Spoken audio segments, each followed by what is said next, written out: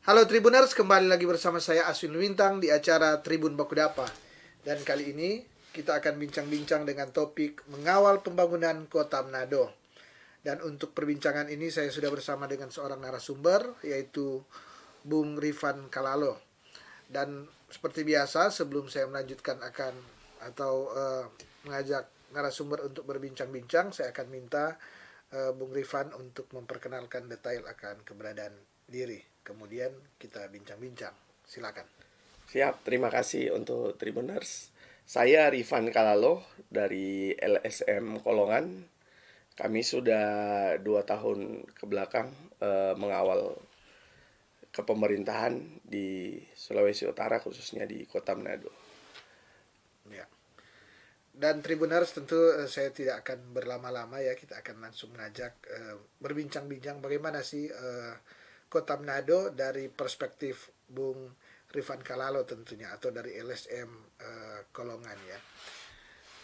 Bung Rifan, ini Manado ya, Pak Pak eh, Wali Kota Pak Ande Angau ya, mungkin belum 2 tahun ya, Ya, belum 2 tahun, masih 1 tahun lebih memimpin Kota Manado, masih 1 tahun, tapi kita juga sudah melihat ya secara objektif, saya harus katakan bahwa kita sudah melihat akan beberapa kesuksesan yang dilakukan atau beberapa hal yang dilakukan, meskipun tentu sebagai masyarakat tentu berharap ekspektasi tentu yang lebih tinggi, itu adalah hal yang biasa saya kira. Tapi tentu saya dalam perbincangan ini saya ingin menanyakan ke Bung Rifan ya, Rifan, bahwa kira-kira apa yang Bung Rifan lihat ya tentang kepemerintahan dari Pak Ade Ango dan Pak Richard Sualang selama memimpin Kota Manado ini, gimana? ya. Jadi selama kurang lebih 2 tahun berjalan kepemimpinan dari AARS, tentunya Manado ini kan sebagai role model. Ya, Manado ini ibu kota dari 14 kabupaten kota. Jadi provinsi kita kan ada 15, jadi 14 kabupaten kota ini, Manado ini adalah kota yang tidak ada sumber daya alam. Karena yang ada hanya sumber daya manusia. Sumber daya manusia kita kan yang ada di kota Manado ini sangat luar biasa. Maka ketika kita melihat bagaimana kinerja dari wali kota mengerjakan PR-PR yang ditinggalkan oleh pemerintahan sebelumnya yang tidak berjalan begitu efektif dengan kurangnya minimnya anggaran di APBD yang kemarin ditinggalkan, maka Pak Walid menjawab kebutuhan masyarakat. Yang pertama adalah kebutuhan-kebutuhan yang sangat strategis, yaitu tentang banjir, tentang sampah yang mengotori. Karena ibu kota Manado ini kan harus bebas. Bebas dari sampah, bebas dari banjir, bebas dari kemacetan. Nah, ini sudah dijawab oleh Bapak Wali Kota kita bersama Wakil Wali Kota. Mulai dari banjir, kita sudah mengalami proses hujan yang sangat dahsyat di beberapa bulan kemarin. Namun kita melihat di titik-titik tertentu yang biasanya di tahun-tahun sebelumnya itu banjir total, tapi di tahun ini itu sedikit terjadi kebanjiran. Ada tapi tidak sangat merugikan banyak masyarakat. Nah, tentunya kami sebagai lembaga sosial masyarakat mengapresiasi kepemimpinan AARS yang begitu peduli dengan eh, eh, berbagai macam hal-hal yang merugikan masyarakat banyak. Nah, memasuki 2 tahun kepemimpinan ini, saya melihat bahwa ARS lagi fokus membangun infrastruktur. Kemarin jalan-jalan udah mulai diperbaiki. Pertama jalan yang ada di Ranotana, di Rike, juga di berbagai tempat yang banyak mengalami lubang yang itu laporan langsung dari masyarakat ke eh, wall Facebook mungkin atau ke wall itu ke pemerintahan. Nah, kami sangat mengapresiasi karena fokus daripada pemerintahan Kota Manado ini adalah membangun infrastruktur, bukan hanya soal bagaimana menghadapi isu-isu yang tidak bisa menunjang pembangunan, tapi bagaimana pemerintahan ini melakukan pekerjaan sesuai dengan keinginan dan maunya masyarakat. Contoh, Pak Wali lagi genjot soal Rusunawa yang ada di salah satu daerah di Kota Manado. Itu kan merupakan sebuah kemajuan yang sangat baik. Nah, hari ini juga kita di Kota Manado akan mendapatkan sebuah tempat yang baru yang akan diserahkan oleh kementerian, yaitu terkait dengan objek wisata Walk Beach Malalayang. Yaitu sudah mau rampung, sudah masuk di 90%, tinggal menunggu Bunaken selesai dan diserahkan ke pemerintah Kota Manado. Ya. Nah, hal-hal ini yang kami melihat bahwa sebagai LSM kami perlu mengapresiasi terobosan-terobosan yang dilakukan oleh pemerintah Kota Manado yang saat ini. Itu yang kami lihat dan kami pantau. Namun ada beberapa pekerjaan yang mungkin terhambat, seperti pengerjaan drainase yang ada di Jalan Bethesda. Sampai hari ini kami beberapa kali menyoroti agar supaya kontraktor yang memiliki pekerjaan itu bisa mengerjakan itu dengan secepat mungkin, karena kami lihat itu banyak Bethesda ya. Iya. Bethesda ya. Banyak merugikan masyarakat karena di situ ada banyak rumah makan, ada banyak pusat perkantoran PLN, Polda, rumah sakit juga, rumah sakit ODSK. Nah, itu kalau dia lambat, dia membutuhkan pekerjaan sementara dilakukan kan. Iya, itu sementara berjalan diharapkan cepat ya. Hanya karena memang faktor kemarin itu hujan kan. Ya, jadi mungkin faktor hujan. Iya, jadi pekerjaan agak terhambat. Tapi memang harus tapi kalau kami sih sebagai LSM yang mengawal kepemerintahan, ya kami wajib menyuarakan. Ya. Karena uang yang sudah digelontorkan oleh pemerintah untuk pembangunan, ya kalau kontraktor lambat kan salah sendiri, dia akan TGR. Apalagi kan memang dikatakan di situ ada areal fasilitas umum. Iya. Seperti kantor PLN, rumah sakit ODSK, ya. Baru Polri, Polda Sulut. Sehingga memang ya kita dorong bersama supaya pekerja yang sudah memenangkan tender itu ya dia fokus mengerjakan. Tapi setelah kami soroti kemarin, mereka saya lihat mengerjakan siang malam. Hal-hal ini kan untuk menunjang ke pemerintahan, apalagi kita ibu kota, role model yang memang kalau saudara-saudara kita atau tetangga-tetangga kita dari kabupaten kota datang berbelanja terus mengalami kemacetan, ya yang buruk nama kita ibu kota. Karena wajahnya Sulut kan ada di Manado. Orang pejabat-pejabat dari Jakarta tentu datang kebanyakan hanya di Manado. Jadi, bandara. Harusnya jalan yang melalui tribun ini memang dipercantik. Iya. Jalan-jalan strategis, jalan-jalan utama itu memang harus digenjot. Harus karena wajah kota. Seperti katakan wajah kota Manado. Tapi tentu ini tidak menafikan bahwa kita harus mengapresiasi pemerintahan saat ini bahwa banyak juga yang sudah mereka lakukan ya. Sangat efektif. Sangat efektif. Artinya gini, di kepemerintahan yang pendek ya, karena hanya kurang lebih 3,5 tahun ini, saya kira mereka sudah kelihatan mereka all out ya. Di bawah ini Pak Ande Ango dan Pak Richard Sorang. Tapi persoalannya mungkin ini tadi pekerjaan-pekerjaan fisik yang terlihat ya. Terlihat ya, pekerjaan-pekerjaan seperti dikatakan yang pertama kan Pak Ande Ango ini dia memulai di sampah. Dia harus membersihkan ya sampah. Jadi waktu itu kita lihat ya, tersorot oleh media sosial maupun media-media mainstream bahwa Pak Wali ini hari Sabtu pun, hari Minggu pun liburannya di tempat di sampah, Sumompo, pembuangan. Ini sebenarnya filosofinya sangat tinggi kalau saya lihat, adalah menunjukkan bahwa fokus saya di sini. Iya. Pak Wali mau mengatakan fokus saya di sampah. Bagaimana Manado ini menjadi kota yang bersih. Dan seperti kita ketahui bersama ya bahwa persoalan klasik di Sumompo itu adalah penumpukan sampah. Kan kemarin ya, semua waktu masih suksesi wali kota, yang jadi persoalan pertama adalah penumpukan. Jadi ada gunung sampah yang sudah tinggi dan bau ya. Kemudian begitu pemerintahan AR jadi, itu yang diutamakan. Lebih difokuskan itu. Yang terjadi kan setelah penumpukan sampah kemudian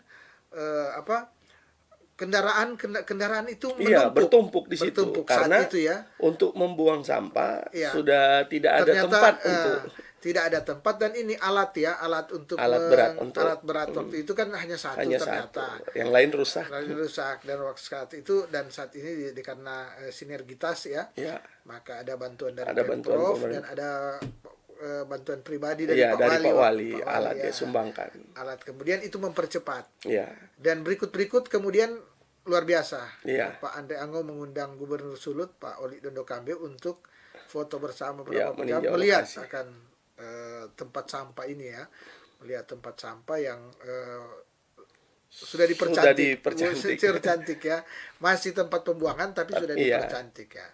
Itu yang jadi ini luar biasa luar ya, biasa. luar biasa. Kemudian kelihatan Pak Wali ini coba mengunjungi langsung, melakukan sidak di tempat-tempat normalisasi sungai, Normalisasi ya, sungai, atau ya. tempat-tempat yang kita lihat yang sudah disebutkan tadi ya, misalnya pertama yang di Tikala itu ya, yang di depan perpustakaan itu ya. Iya, Tekala. Di Tikala, kemudian di lain-lain ya, ke Ya. beberapa tempat yang memang Di beberapa kelurahan. kelurahan yang memang rawan banjir. Rawan banjir. Rawan banjir, sehingga yang terjadi adalah terjadi pengurangan, artinya yang dulu yang banjirnya tinggi sekarang tinggal menurun, tergenang. ya. Ada yang menurun, ada yang tinggal tergenang, ada yang terjadi banjir tapi intensitasnya cepat surut. surut ya. Ya, Itu tapi yang airnya tidak sampai di dada, hanya sampai di lutut. Kadang-kadang artinya cuma ada sampai di mata progres kaki ya. Itu yang dilakukan. Karena yang dilakukan pemerintah hari ini adalah bagaimana menguruk. Ya, dia merevitalisasi kembali itu. Kan selama ini banjir karena sampah sudah menutupi sungai dan sudah jadi dangkal itu. Jadi diuruk kembali oleh. Nah, ini sebenarnya kalau lihat. Jadi gini, saya kira ini kan tidak mungkin pemerintah setiap tahun melakukan ini. Ya, Anggaran akan habis untuk di mengeruk. Jadi saya kira mungkin ya kita sama-sama mengingatkan saat ini bahwa Pak Wali juga harus mengubah kultur masyarakat. Ini merubah mindset. Memang tidak mudah. Tidak mudah, tapi tetap harus disosialisasi, diedukasi. Jadi mungkin ini kan sudah ketua-ketua lingkungan yang baru tanggung sebagai jawab ujung ketua-ketua tombak, lingkungan. gimana untuk melatih masyarakat kita supaya tidak membuang sampah sembarangan. Karena kan kemarin Pak Wali juga sempat datang di Tribun Podcast ini mengatakan bahwa salah satunya adalah sampah-sampah yang memang dibuang sembarangan. Kemudian jadi drainase yang ada di Manado itu sudah penuh dengan sampah. Ya. Jadi musim panas selesai ini. Kemudian dia musim hujan taprop semua ini. Iya, dia persoalannya lagi lancar. adalah seperti yang saya katakan, kalau tiap tahun pemerintahnya urus ini, maka uang akan habis di sini. Sehingga mungkin salah satu caranya adalah bagaimana mendidik masyarakat, seluruh lapisan masyarakat untuk membuang sampah pada tempatnya. Dan saya kira memang harus ada perda sampah ya kita. Iya, ada perda sampah itu. Kalau buang sampah sembarangan denda 50.000 kayaknya itu yang di perda saya kira, jadi harus buat perda yang baru. Harus pokoknya cara bagaimana harus ada aturan pemaksa yang membuat masyarakat ya, tertib. Kalau buang sampah dengan nominal 50.000 itu kan masyarakat mungkin mampu bayar. Tapi kalau dengan nominal 2.000, 1.000 dia pasti mampu bayar, dan dia akan hari-hari dia keluar duit dengan jumlah kecil, tapi itu kan akan mendorong juga pemerintah. Artinya akan menyadarkan masyarakat kita bahwa ternyata kalau ini pendapatan dari buang sampah ini sembarangan membesar, berarti masyarakat kita belum bisa bekerja sama dengan pemerintah. Bagaimana bisa menjaga kebersihan? Bagaimana yang penting mungkin bagi saya adalah ada aturan pemaksa. Ya, harus. Aturan pemaksa yang membuat masyarakat kita mau tidak mau harus buang sampah pada tempatnya. Iya. Menyadari bahwa membuang sampah, dan memang misalnya ada orang-orang tertentu, oknum-oknum yang membuang sampah di drainase sehingga membuat drainase terus, saya kira memang harus dikenakan sanksi. Harus wajib ada sanksi, itu kenakan sanksi. Karena di kota-kota besar. Iya, karena di Singapura itu bahaya sekali. Iya. Kita Karena buang sampah kelihatan hal sepele, aja. tapi itu yang membuat sungai kita kotor, laut kita kotor ya. saya kira ini penting ya. Iya. Jadi poinnya adalah ARS sudah memulai soal sampah dengan Sudah sangat luar biasa mereka drainase ini dalam operasional melakukan. dengan baik ya. Iya. Tapi harus diikuti oleh kita. Dikawal oleh seluruh masyarakat. Seluruh masyarakat, Kalau ya. tidak ya anggaran-anggaran ini kan bukan dikelola oleh pemerintah. Ya, ya. Anggaran-anggaran yang digelontorkan oleh pemerintah dikelola oleh para kontraktor. Kontraktor. Nah, kebanyakan kontraktor kita nakal. Nah, kita sebagai LSM memiliki tugas untuk mengawal uang negara, uang daerah yang digelontorkan ke kontraktor untuk pembangunan. Jadi pengerjaan harus sesuai dengan spek yang ditentukan ya. Karena kan jangan kelihatan bagus tapi ternyata hanya bulan bertahan 2 tahun, 1 tahun. Nah, ini kan bahaya. Harusnya kan setiap pekerjaan yang digelontorkan, pemerintah sudah hitung kapasitas dia, misalnya 15 tahun untuk aspal, baru untuk tanggul-tanggul itu dia sudah hitung berapa lama dia bisa bertahan. Nah, kalau kontraktor kita nakal, dia tidak melakukan sesuai dengan spek, campuran semennya dikurangi 1 sak. Kalau dia 21 campurannya 2 pasir 1 semen, langsung dia kurangi semennya jadi setengah. Nah, itu kan pelanggaran berat. Nah, sebagai masyarakat, kualitas kan, kualitas. Sebagai masyarakat kita punya kewajiban untuk mengawal memantau itu. Ya. Mantau. Nah, kalau itu memantau dan melaporkan ke Pak Wali kan, ke pemerintah. Kalau dia berat kita laporkan ke polisi. Tindaki aja, karena ini kan merugikan masyarakat, merugikan banyak orang. Kan pembangunan dilakukan oleh pemerintah untuk siapa? Untuk masyarakat banyak. Jadi kalau fasilitas-fasilitas umum kita, makanya kan saya sangat keras di pantai Malalayang itu, walk beach Malalayang itu. Saya kawal karena ini kan persoalan di pinggir laut. Kalau pembangunan di pinggir laut ada yang dikurang-kurangi, nanti ada gelombang besar atau ada musim hujan, terus ada yang runtuh kan anggarannya nggak ada lagi. Karena itu kan APBN. Iya, betul. Jadi kita sebagai masyarakat ya harus mengawal bahwa setiap pembangunan itu dilaksanakan sesuai dengan apa yang ditentukan oleh pemerintah. Ya. Seperti itu sih. Bung Rifan, saya kira menarik ini ya, bahwa tadi kita sudah pembangunan fisik ya sudah diutamakan oleh ARR dan relatif baik ya. Relatif sangat signifikan. Artinya baiknya begini, diukur dengan waktu yang masih sangat singkat. Sama anggaran yang terbatas sangat luar biasa. Mampu melakukan ya. Karena kita harus akui bahwa ketika terpilih Pak Wali ini belum melakukan kerja-kerja sesuai dengan sudah belum diikuti oleh anggaran yang belum diikuti oleh anggaran yang memang yang menunjang untuk pekerjaan ARS karena masih pemerintahan yang lama. Ya. Dia melanjutkan ke pemerintahan yang lama. Relatif Pak ARS ini ya, kepemimpinan ARS nanti sekitar perubahan anggaran kemudian dia baru bisa efektif lagi untuk pekerjaan. Jadi ini baru 1 tahun baru mau di anggarannya yang dikelola ini.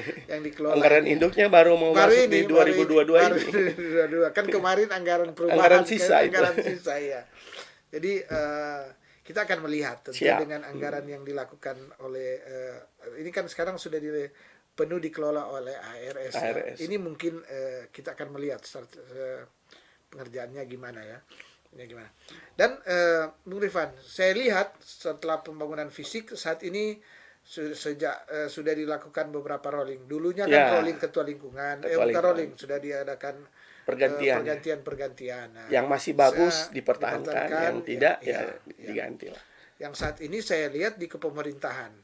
Kan kemarin sudah ada beberapa eselon 2, kemudian eselon 3, 4, yang terakhir ya, eselon 3, 4. Ini tentu diharapkan bagaimana gerbong ini yang sudah mulai dibenahi ini diharapkan memang mampu mengimbangi angka kecepatan dari pimpinan ini ya. Mungkin gimana Bung Rifan melihat dengan personil ya, kita tidak akan masuk berbicarakan person ke person, tapi paling tidak apa yang kita harapkan dengan terjadinya rolling pejabat ini atau mutasi ini tentu dengan skema mainnya ARS tentu. ARS. Artinya berarti kan mereka akan menyesuaikan dengan istilahnya kalau di sepak bola ini dengan gaya mereka, Iya. gaya menyerang, gaya bermain mereka, gaya pemerintahan mereka. Karena kemarin kan ini belum melakukan Iya. pergantian-pergantian dan ini gimana melihat ini atau ada yang diharapkan dengan Siap. rolling pejabat yang sudah mulai baik. Pejabat eselon 2 kan sudah ada beberapa, kemudian 3 4. Ya. Kalau kami sih dari LSM selalu memantau apa yang dilakukan oleh pemerintah. Langkah yang diambil kemarin adalah melakukan assessment. Tentu harapan kami ketika ada assessment yang dilakukan, ini menandakan bahwa kepemimpinan ARS tidak akan pernah meninggalkan kemampuan-kemampuan yang dimiliki oleh orang-orang terdahulu, ya pejabat-pejabat terdahulu. Nah, mereka melakukan assessment untuk semuanya yang ikut assessment. Nah, ketika assessment dilakukan, berarti ada nilai di situ. Nah, kami sangat berharap dari LSM bahwa yang sudah terpilih diakomodir mendapatkan jabatan bisa melakukan sinergisitas atau minimal menyeimbangkan, menawarkan program-program kepada pemerintahan yang sesuai dengan visi misi dari ARS. Karena kan tidak mungkin semua dipikirkan oleh wali kota dan wakil wali kota. Nah, fungsi daripada dinas-dinas terkait adalah bagaimana menawarkan produk-produk inovasi-inovasi yang ada di dinas mereka masing-masing, supaya wali kota dan wakil wali kota melihat ini berpotensi mendapatkan PAD, berpotensi untuk membantu masyarakat, berpotensi untuk meningkatkan kesejahteraan masyarakat. Nah, dinas-dinas terkait ini yang sudah mendapatkan kepercayaan jabatan, nah mereka harus bagaimana menyesuaikan kinerja mereka. Jangan wali kota dan wakil wali kota kerjanya berlari, mereka berjalan. Ini akan tertinggal jauh itu. Ini akan tertinggal jauh. Ini akan menjadi sorotan kami. Makanya kenapa ketika masyarakat atau ada lembaga sosial masyarakat yang mengkritisi pemerintah, itu kan tujuannya agar supaya dinas-dinas atau pemerintah terkait bisa menegur untuk cepat melakukan inovasi-inovasi untuk apa? Untuk kebutuhan masyarakat yang ada di Kota Manado. Seperti itu. Ya. Kalau terobosan sumber daya manusia yang sudah dilakukan oleh ARS itu sudah sangat luar biasa karena dengan melakukan assessment kepada setiap calon pejabat, mau dia eselon 1, 2, 3, itu kan sangat luar biasa. Dengan assessment itu akan kita ketahui bagaimana kemampuan dia ketika dia memiliki jabatan ini, apakah yang akan dia lakukan, seperti apa yang akan dia teroboskan supaya bisa ada sesuatu yang sangat minimal bisa terlihat bahwa di saat dia memimpin kepemimpinan atau dia menjabat sebagai pejabat, adalah yang dia tunjukkan kepada wali kota dan wakil wali kota dan khususnya kepada masyarakat Kota Manado. Yang baru-baru dilakukan ini adalah rolling lurah-lurah. Jadi ya saya sangat saya kira berharap penting ya karena lurah-lurah ini kan ujung tombak juga. Setelah ketua lingkungan ada mereka lurah-lurah. Dan lurah-lurah ini. Di lurah-lurah juga ada dana kelurahan yang digelontorkan oleh pemerintah sesuai dengan janji visi misi bahwa akan ada dana di tiap-tiap kelurahan untuk membangun kelurahan masing-masing. Jadi musrembang yang dilakukan itu kan tujuannya adalah untuk mencari tahu apa kebutuhan di daerah tersebut. Nah, eksekutornya itu wali kota dan wakil wali kota kan dia tidak bisa menjangkau semua kelurahan. Dia harus menunggu laporan-laporan dari tiap-tiap kelurahan ke kecamatan ke pemerintah kota. Nah, harapan kami sih sebagai LSM bahwa kalau pemerintah dengan begitu gesitnya melakukan terobosan-terobosan, maka sebagai stakeholder pendukung yang ada di tingkat kelurahan, tingkat kecamatan juga masyarakat, kami harus saling bahu-membahu untuk membantu agar supaya wajah Kota Manado ini terlihat baik di kancah nasional. Seperti itu sih harapan kami. Ya. Jadi tentu dengan rolling ya, sekali lagi dengan ada penyegaran ya. Jabatan ya di di tingkat kelurahan seperti Iya. yang saya katakan tadi, bahwa kelurahan ini sebenarnya ujung tombak masyarakat, karena Iya. kepelayanan diharapkan kepelayanan super cepat ya Super ke cepat. masyarakat, karena misalnya masyarakat membutuhkan dokumen-dokumen Iya. apa kan, membutuhkan Apalagi surat-surat sekarang udah keterangan dilakukan ya. Termasuk tentu saat ini sedang diadakan vaksin, vaksin tentu ya. salah satu yang ini adalah bagaimana terobosan dari lurah-lurah kan, Iya. lurah-lurah. Karena lurah ini adalah sebenarnya lurah ini adalah pejabat pemerintahan yang memang terikat langsung dengan Iya. Pak Wali Kota. Dengan pemerintah. Karena ketua lingkungan ini kan mereka ini sebenarnya bukan pegawai negeri kan, mereka Iya. ini sehingga saya kira memang dibutuhkan ya kemampuan manajerial yang baik daripada lurah-lurah. Lurah-lurah. Kemudian saya lihat ada beberapa di eselon 3 ya, sekelas kabit, kepala seksi, Ya. kepala seksi ya itu eselon 4 ya. Kabit ya. Kepala seksi, kemudian kabit eselon 3. Kemudian beberapa waktu lalu kena salah camat juga ya. Camat juga. Ada beberapa camat sudah di ini. Saya kira ini tujuannya adalah agar supaya ini gerbong yang memang diharapkan ya. Ya. Gerbong yang saya kira kan sebelum dilantik pasti sudah ada perbincangan pasti dengan paling tidak sekda atau sekot. Ya. Kira-kira apa yang dimau oleh pemerintah sekarang? Apa yang harus kamu kerjakan? Sehingga saya kira sudah mengerti lah. Ya. Sudah mengerti apa yang harus dilakukan.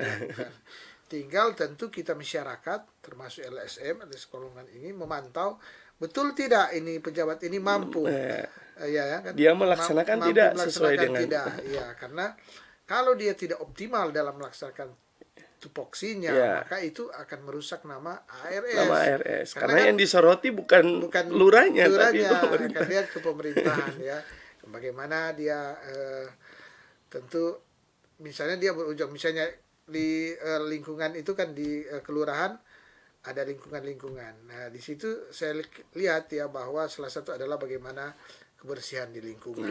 Ya kan? Fasilitas di lingkungan. Misalnya ada beberapa daerah kita yang dianggap rawan ya, tentu harus ada misalnya di lorong-lorong harus ada lampu di lorong, penerangan. Karena gini, dulu ada beberapa lorong yang rawan di Manado ketika difasilitasi lampu pada malam hari, kriminalitas di situ berkurang bahkan hilang. Ada yang hilang, sehingga tentu memang mungkin diingatkan ya ke kelurahan-lurah yang ini, apalagi yang daerah-daerah rawan, memang harus ada penerangan di lorong-lorong yang ini. Dan Manado sebagai kota pariwisata dan kota jasa memang harus begitu. Harus. Kita kalau ke Bali kan kita lihat sampai di lorong-lorong itu penerangan jalannya bagus, dan orang kalau mau jalan orang dari manapun yang tidak tahu Bali kemudian jalan aman. Aman. Nah, itu yang kita harapkan di Manado juga. Bahwa karena kan Manado juga masuk di 5 destinasi yang diunggulkan oleh presiden. Kita ada destinasi pariwisata super prioritas di Kupang yang tentu penyangganya adalah Kota Manado. Penyangganya adalah Kota Manado. Kota Manado ini sebagai kota pariwisata dan kota jasa, dia tentu harus memiliki ketua-ketua lingkungan dan kepala-kepala lurah-lurah yang mampu menerjemahkan itu kan. Nah, salah satunya yang simpel-simpel aja ya. Yang kecil-kecil jalan aja. lorongnya bagus. Kebersihan di lorong-lorongnya bagus kemudian lampu penerangan jalan terutama yang daerah-daerah yang dianggap rawan, saya kira ya harus ada lampu, harus ada penerangan sehingga mengurangi akan kriminalitas. Karena saya lihat biasanya yang daerah-daerah yang rawan itu memang secara kultur rawan, kultur misalnya rawan di daerah itu, kemudian sudah tidak ada penerangan lagi. Tidak ada penerangan. Sehingga menambah potensi terjadi kriminalitas. Baik perkelahian antar lorong atau pencurian dan tindakan-tindakan kriminal yang lain. Dan ini tidak bagus untuk sebagai ibu kota. Sebagai ibu kota, sebagai kota jasa dan kota pariwisata yang saya katakan tadi tidak bagus. Ini tentu yang perlu kita kawal. Siap. Itu yang menjadi prioritas pengawalan. Supaya bisa mendorong. Citra awal kan sudah kita sebutkan bahwa Pak Wali luar biasa bekerja dengan Pak Wawali untuk kebersihan. Ya, Untuk betul. kebersihan kita apresiasi, sudah normalisasi Normalisasi sungai juga, das daerah ya. sungai, oke. Kemudian saat ini mulai lakukan pembenahan gerbong ya Iya. dengan rolling sudah dari kemarin ya, tapi saya kira ini lebih Bertahap-bertahap sudah dia bertahap ya melakukan, ya. melakukan perubahan-perubahan. Ini saya kira harus kita apresiasi juga, dan kita tunggu gimana hasilnya. Hasilnya itu apakah orang-orang yang ditempatkan Dipercayakan yang ini dipercayakan memang pas, mampu memang tepat, melakukan inovasi mampu melakukan atau tidak. atau tidak. Kan ini harus kita Iya. pantau.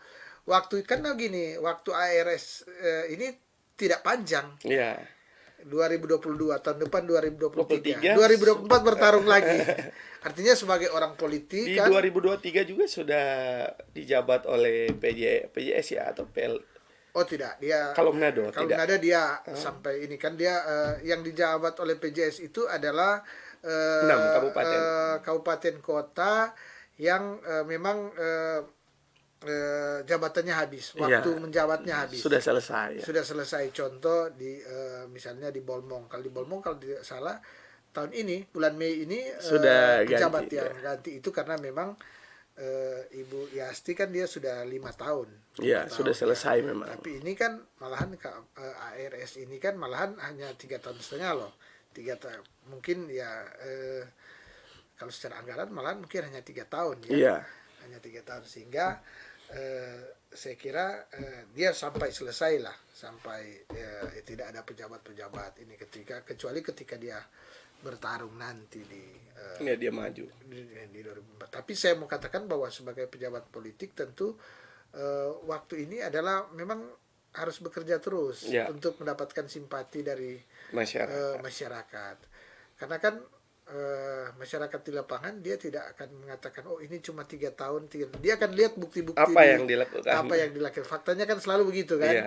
Masyarakat dia nak mau pusing kamu bekerja 3 tahun atau bekerja 5 tahun, tapi dia akan lihat hasil yang dicapai. Iya. Dan tadi kita sudah mengulas ya Iya. banyak hal bahwa ya ada hal-hal yang perlu secara objektif kita harus apresiasi. Iya. Ada beberapa tadi sudah dikritisi ya, kontraktor-kontraktor Ya. mungkin pengerjaan kita kritisi. Ini maksudnya adalah mendorong agar supaya mungkin Pak Wali dan Oli supaya pekerjaan jalannya cepat, sehingga akses jalan ke rumah sakit ODOSK, akses jalan ke Polda Sulut, ke PLN Ya. baik. Karena Baik. itu fasilitas umum juga semua ya, pelayanan juga mereka. Iya, siap. Dan hal-hal yang lain ya yang sudah kita bicarakan. Tapi Tribuners, di tengah perbincangan kita, waktu juga lah yang membatasi akan bincang-bincang ini. Dan seperti biasa, Bung Rifan, sebelum saya menutup bincang-bincang ini, saya beri kesempatan ada closing statement. Siap. Ya, boleh berupa simpulan atau saran atau apa saja terkait dengan perbincangan kita. Silakan. Siap.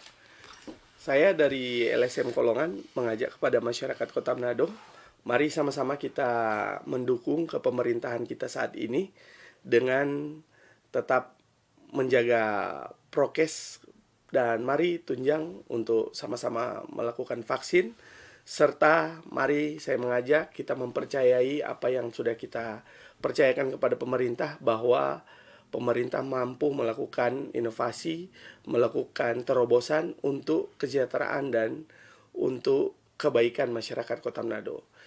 Semoga harapan kami, apa yang sudah kami percayakan bisa menjadi jembatan untuk menjawab kebutuhan-kebutuhan dari masyarakat yang ada di Kota Manado. Terima kasih. Ya, dan tentunya Tribuners, demikian akan perbincangan kita terkait topik mengawal pembangunan Kota Manado. Dan tentunya saya Asil Bintang dari Tribun Bakudapa mengucapkan terima kasih kepada Bung Rifan Kalalo ya, yang sudah hadir menerima undangan kami untuk bincang-bincang di Tribun Bakudapa. Dan semoga tentu apa yang kita perbincangkan ini boleh bermanfaat bagi para Tribuners, memberikan memberikan Edukasi. informasi yang baru, bahkan menambah wawasan berpikir kita bahwa ini hal-hal inilah yang sudah dilakukan oleh pemerintah Kota Manado. Dan tentunya kita sebagai masyarakat kita terus mendukung akan kepemerintahan ARS, sekaligus tentu kita mengkritisi apabila ada hal-hal yang kurang atau mendorong apabila ada hal-hal yang masih lambat. Tentu kita mendorong agar supaya percepat, dan kesemuanya ini tentu adalah tujuannya adalah untuk bagaimana masyarakat Kota Manado lebih baik dan lebih sejahtera tentunya. Dan tentunya sekali lagi saya Asin Bintang mengucapkan terima kasih, dan kita akan bertemu lagi pada besok hari tentu dengan tema perbincangan yang berbeda. Mata lokal menjangkau Indonesia.